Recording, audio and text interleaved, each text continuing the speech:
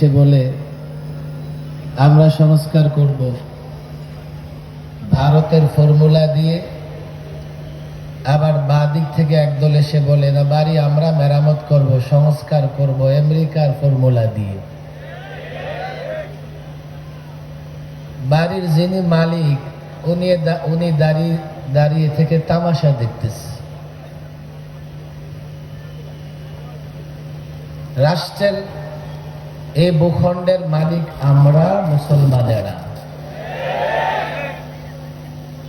দলিল সহ এই ভূখণ্ড আমরা বুঝে পেয়েছি 1947 সালে।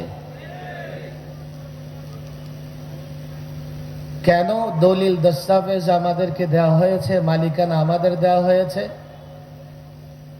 আমরা হিন্দুস্তান থেকে আলাদা একটা ভূখণ্ড চেয়েছিলাম।